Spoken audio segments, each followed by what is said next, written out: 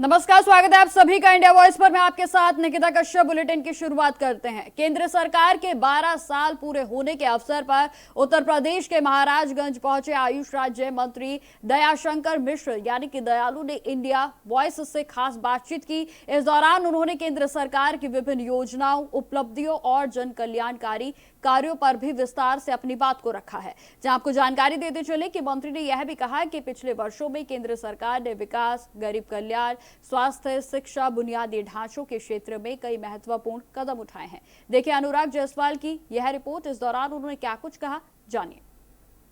उत्तर प्रदेश सरकार के आयुष राज्य मंत्री स्वतंत्र प्रभार दयाशंकर दयालु आज महाराजगंज के दौरे पर थे। इन्होंने अभी मीडिया संवाद किया है केंद्र सरकार के 12 वर्ष पूरे होने पर। हमारे साथ बात करने के लिए मंत्री जी, आज आपने मीडिया संवाद किया है और दफ्तर के दौरे पर भी था। सरकार का दौरा था, दौरा नहीं था। पूरे देश में देश के सफलतम प्रधानमंत्री, निर्वाचित प्रधानमंत्री के रूप में 12 वर्ष जो पूरे हुए, तीसरी पारी है, 12 साल पूरे हो चुके हैं। उत्तर प्रदेश की भी सरकार के 9 वर्ष पूरे हुए, दूसरी पारी है। तो ये जो उपलब्धियों के बेमिसाल साल है, गरीब कल्याण के लिए, मजदूर कल्याण के लिए, किसानों के लिए, श्रमिकों के लिए, नौजवानों के लिए, मातृशक्ति के लिए, बेटियों के लिए, जितने काम, मुझको लगता है कि यह सरकार गरीब कल्याण के लिए जानी जाएगी। जितने काम हुए हैं और बहुत सफलतम, गरीब को घर चाहिए, गरीब को राशन चाहिए, गरीब को आयुष्मान का कार्ड चाहिए, नौजवान को रोजगार चाहिए, मातृशक्ति को सुरक्षा चाहिए, बेटियों को सुरक्षा चाहिए, नौकरियां, सबके लिए सरकार ने काम किया। और एक दिल जीतकर जनता के भरोसे की सरकार है। सबका साथ, सबका विकास, सबका विश्वास, सबका प्रयास। आज उन सबके विश्वास पे ये सरकार चल रही है। तो हम सब उसी के लिए पिछले विश्व पर्यावरण दिवस 5 जून के से लेकर सरकार ने यह आह्वान किया है कि हम सबको जनता के बीच में जाना है, अपनी बातें कहना है, पत्रकार वार्ता करना हो, चाहे हम लोग को चौपाल लगाना है। तो ये निर्धारित है कार्यक्रम 21 जून तक, विश्व योग दिवस तक इस तरह के कार्यक्रम पार्टी की तरफ से घोषित हुए। उसी कड़ी में आज हम लोग का महाराजगंज। सर, अखिलेश यादव ने एक बयान दिया। उन्होंने कहा कि बंगाल और बिहार में जिस तरह की बीजेपी ने तो चीजें यूपी नहीं होने वाली है। आपको हमारी इतनी उपलब्धियां दिखाई नहीं दे रही और उनका एक तंज कसते हैं, बंद कमरों से ट्वीट करते हैं, मोबाइल से, एयर कंडीशनर कमरों में बैठे रहते हैं। जनता के सुख दुख से कोई वास्ता नहीं। उनको भी मौके मिले थे, उन्होंने अपने मौके गंवा लिए। 5 साल उनको भी समाज में जनता का दिल, योगी जी ने दिल जीता तो 5 साल के बाद दोबारा उत्तर प्रदेश के जनता नहीं। केंद्र की सरकार बार बार इसीलिए बनती है कि दुनिया का सबसे बड़ा लोकतांत्रिक देश है, लेकिन जनता के भरोसे की सरकार है। जनता एक आप कहते हैं ना कि सरकारें लोकतांत्रिक तरीके से निर्वाचित सरकार होती तो बनती कैसे है? ये वोट की ताकत से बनती है। वोट जनता देती है, जनता इसलिए वोट करती है, उनका दिल जीत कर काम करने वाली सरकार है। हम हमारे साथ बातचीत करने के लिए महाराजगंज जिले के प्रभारी मंत्री और उत्तर प्रदेश सरकार के आयुष राज्य मंत्री स्वतंत्र प्रभार दयाशंकर मिश्र दयालु थे, जिन्होंने इंडिया वॉइस से खास बातचीत की है। महाराजगंज से इंडिया वॉइस के लिए अनुराग। खबरों में आगे बढ़ते हैं। उत्तर प्रदेश के लखनऊ में समाजवादी पार्टी के राष्ट्रीय अध्यक्ष अखिलेश यादव ने मुख्यमंत्री योगी आदित्यनाथ और भाजपा पर तीखा हमला बोला है। उनका कहना है कि वर्ष 2017 से पहले योगी आदित्यनाथ की प्रदेश स्तर पर कोई भी विशेष पहचान नहीं थी, लेकिन भारतीय जनता पार्टी ने उन्हें मुख्यमंत्री बनाकर आगे बढ़ाया। और जहां अखिलेश यादव के बयान पर अब भाजपा के प्रवक्ता अशोक पांडे ने भी पलटवार किया है, जहां उन्होंने कहा कि अखिलेश यादव को पता होना चाहिए कि मुख्यमंत्री बनने से पहले योगी आदित्यनाथ गोरखपुर से सांसद रहे हैं। आगे उन्होंने क्या कुछ कहा, देखिए लखनऊ से संवाददाता बसंत मिश्रा की यह रिपोर्ट। देखिए, हंसी आती है। योगी जी यशस्वी सांसद से, गोरखपुर से लगातार पार्टी का काम कर रहे थे, जन चेतना को, सनातन को जगा रहे थे। तब उन्हें उत्तर प्रदेश के मुख्यमंत्री के रूप में लाया गया। और सबसे बड़ी बात है, दुनिया की सबसे बड़ी पार्टी ने बनाया। अखिलेश जी की पहचान तो आज तक मुलायम सिंह जी के बेटे के रूप में ही है।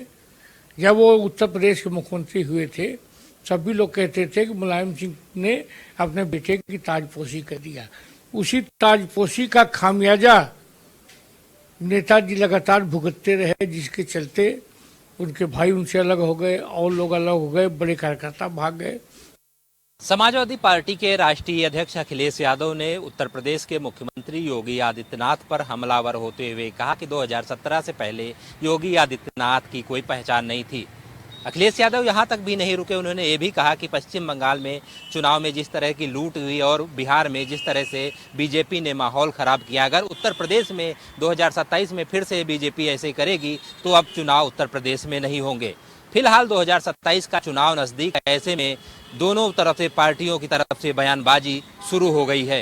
अब देखना ये होगा कि 2027 का पलड़ा किसके पाले में आता है, या बीजेपी फिर से उत्तर प्रदेश में अपनी सरकार बनाएगी, या अखिलेश यादव बीजेपी की काट ढूंढ करके उत्तर प्रदेश में नया इतिहास रचेंगे।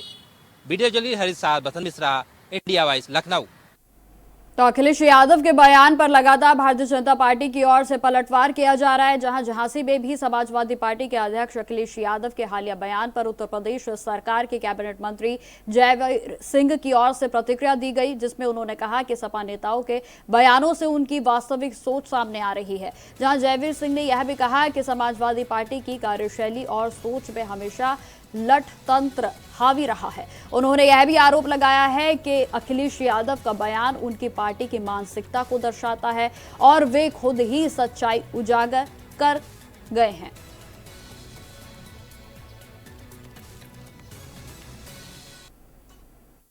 अभी एक चुनाव हुआ बिहार का, बंगाल से पहले लालू जी के 20 साल पुराने जंगल राज को लोग भूले नहीं, और लालू जी तो थे नहीं, उनके बेटे को भी जनादेश नहीं देने का काम किया, नकार दिया, और उसी जंगल राज के खिलाफ बिहार ने जनादेश दे करके एनडीए की प्रचंड बहुमत की सरकार बनाने का काम किया। गंगोत्री से गंगा सागर तक भाजपा की नीतियों, रीतियों और कार्यक्रमों के प्रभावित होकर के हर स्टेट ने मोदी जी के कार्यों पर ठप्पा लगाने का काम किया है। उत्तर प्रदेश में 12 से 17 के बीच में अखिलेश जी का जंगल राज था, सब जानते हैं, और उसी जंगल राज की बदौलत ही उत्तर प्रदेश की जनता ने इनको सत्ता से प्रचंड बहुमत भाजपा को दे करके बेदखल करने का काम किया था। 10 साल ही होंगे। बिहार की जनता की याददाश्त 20 साल है, तो उत्तर प्रदेश के लोगों की याददाश्त इतनी कमजोर थोड़ी हो गई है कि 10 साल में अखिलेश जी या उनके बनाए हुए सहयोगी दल बदलुओं, रंग बिरंगे लोगों या अन्य को जोड़ जाड़ करके, गठजोड़ करके उनको बहुमत मिलने वाला। झांसी में आज पर्यटन मंत्री जयवीर सिंह का दौरा रहेगा, जहां पर वो सभी अधिकारियों के साथ बैठकर समीक्षा बैठक करेंगे।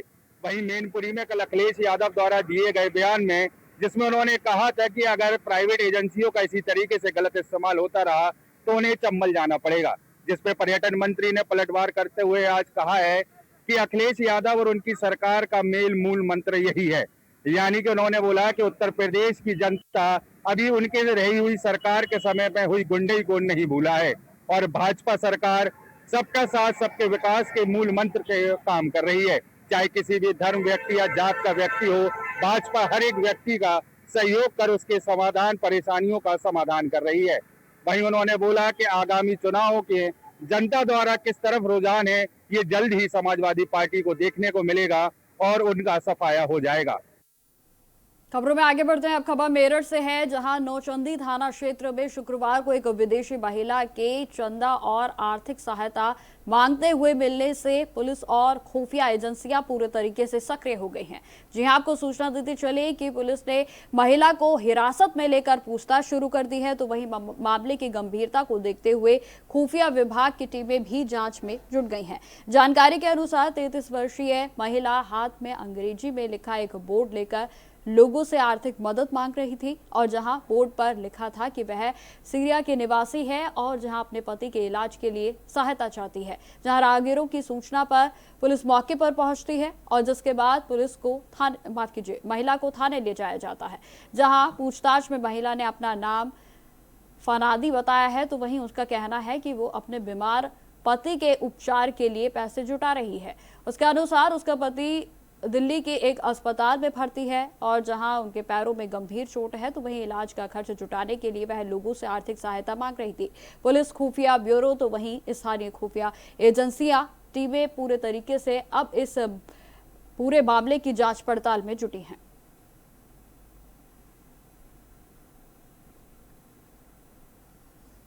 तो आपको बताते चलें कि जिस तरीके से मेरठ से यह मामला सामने आया है, उसके बाद से ही पुलिस के साथ साथ खुफिया तंत्र पूरे तरीके से अलर्ट मोड पर आ गया है, क्योंकि आपको बताते चले कि यह जो महिला है, जिसका कहना है कि उसके पति के उपचार के लिए वह चंदा एकत्रित कर रही थी। जहां आपको यह भी जानकारी देते चले कि मेरठ से यह तस्वीरें सामने आई, जहां महिला एक होर्डिंग लेकर उस पर मदद मांग रही थी और जिस पर लिखा था कि मैं एक सीरिया की महिला हूं और जहां मेरे पति के उपचार के लिए मुझे पैसों की जरूरत है, और जिसके लिए वह चंदे को एकत्रित कर रहे थे। और जिसके बाद इसकी जानकारी पुलिस को दी गई और जब मामले की जांच को शुरू कर दिया गया है।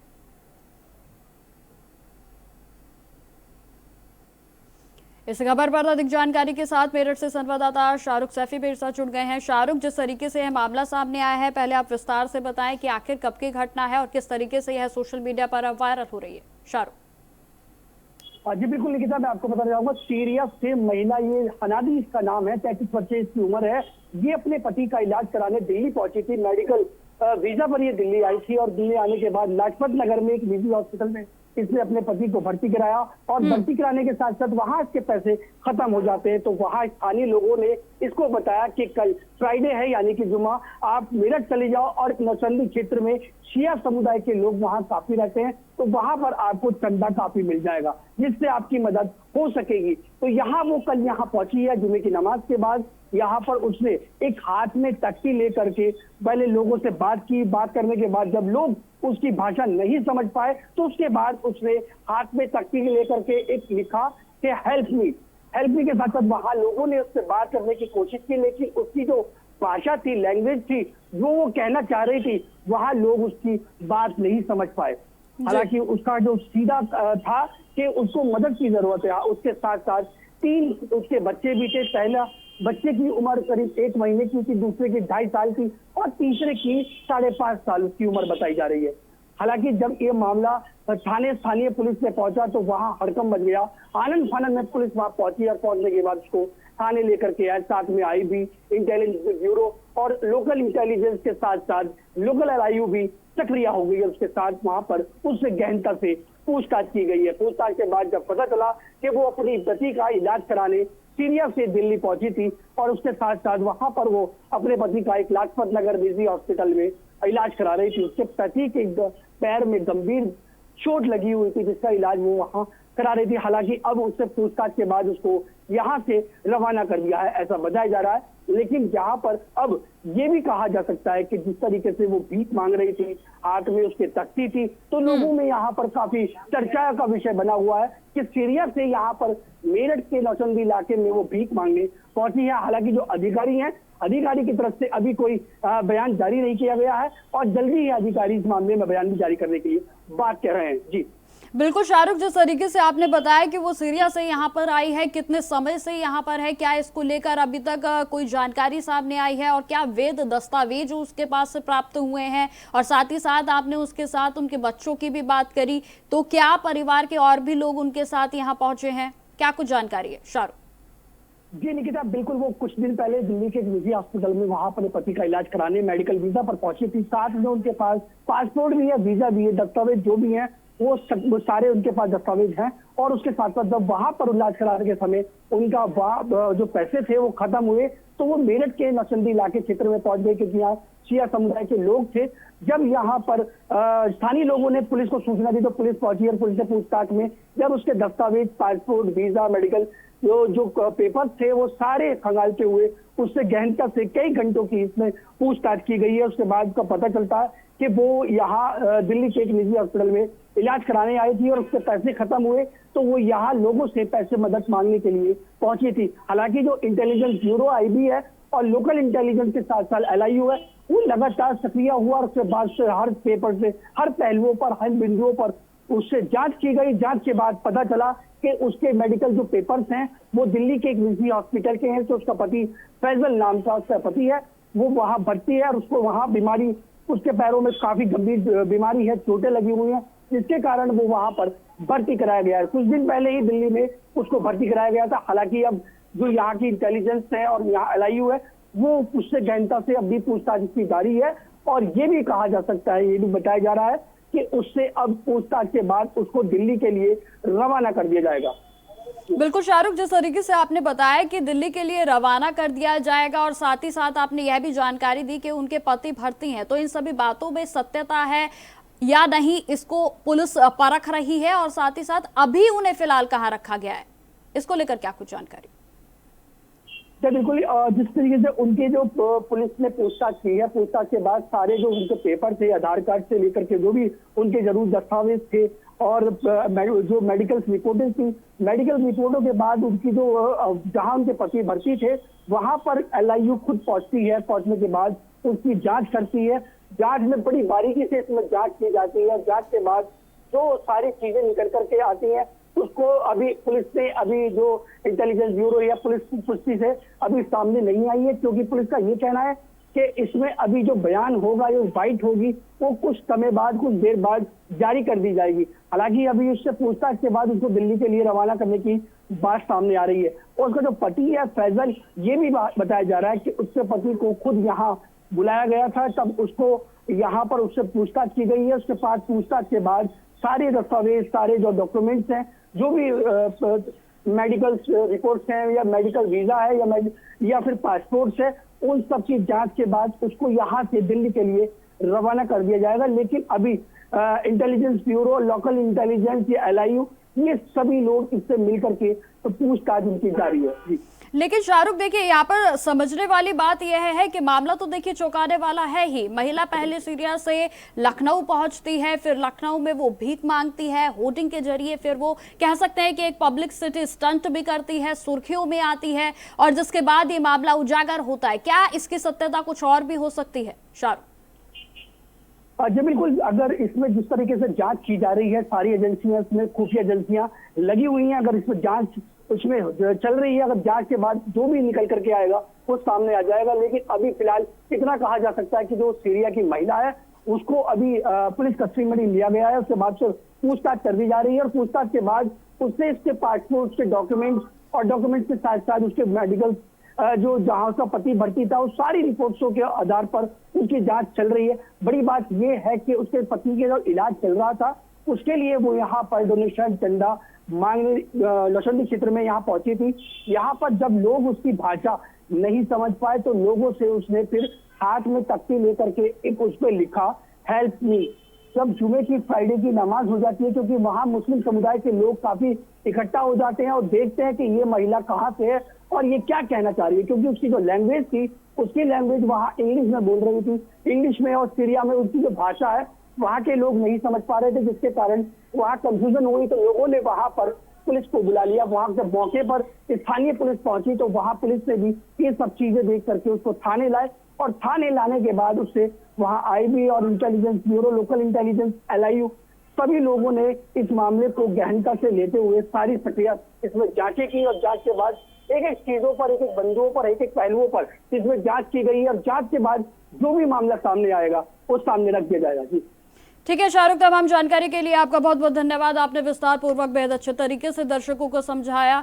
तो खबरों में आगे बढ़ते हैं। अब खबर चंदौली से है, जहां सदर कोतवाली क्षेत्र में स्थित अरदास इंटर कॉलेज में एक सनसनीखेज वारदात सामने आई है। जहां आपको जानकारी दे दें कि गणित की कक्षा के दौरान 10वीं के छात्र उत्कर्ष यादव, जिसकी उम्र 16 वर्ष बताई जा रही है, उसने अपने सहपाठी लवकुश यादव पर चाकू से हमला कर दिया। जी हां, आपको जानकारी दे दें कि गंभीर रूप से घायल लवकुश को अस्पताल ले जाया गया और जहां उपचार के दौरान उसकी दर्दनाक मौत हो गई। घटना के बाद कॉलेज और आसपास के क्षेत्र में तनाव का माहौल बन गया है। तो वहीं पुलिस ने मौके से भाग रहे आरोपी छात्रों को धर दबोचा। तो साथ ही साथ वारदात से छात्र छात्राओं और अभिभावकों में इस समय दहशत का माहौल है। पुलिस ने शव को पोस्टमार्टम की प्रक्रिया के लिए भेज दिया है और जहां हत्या के कारणों की भी जांच जारी है।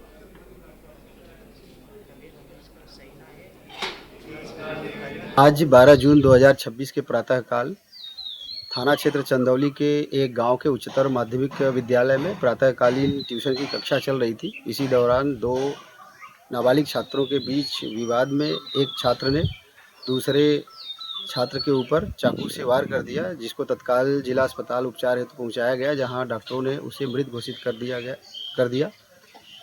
हमला करने वाले नाबालिग छात्र से पूछताछ की जा रही है। इस संबंध में आवश्यक विधिक कार्रवाई प्रचलित है। मौके पर शांति व्यवस्था बनी हुई है। चंदौली के सदर कोतवाली क्षेत्र स्थित फतेहपुर गांव के कोचिंग सेंटर के बाहर दो छात्रों के बीच हुए विवाद ने खूनी संघर्ष रूप ले लिया। कक्षा 10 के छात्र लवकुश की चाकू मारकर हत्या कर दी गई। पुलिस के अनुसार आरोपी छात्र ने पूछताछ में बताया कि मृतक पिछले कुछ दिनों से उसे गाली गलौज कर रहा था, जिससे नाराज होकर उसने वारदात को अंजाम दिया।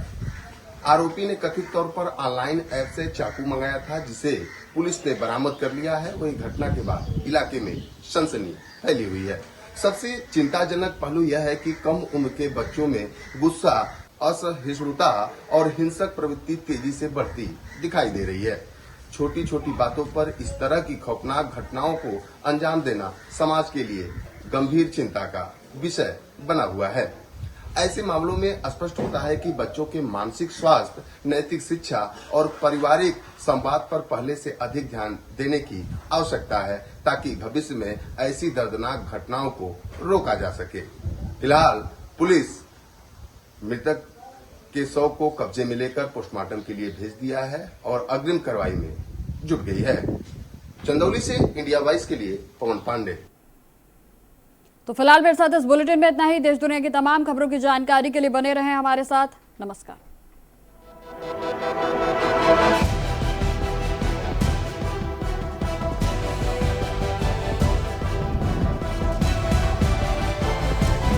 इंडिया वॉइस, आपकी सोच, आपकी आवाज।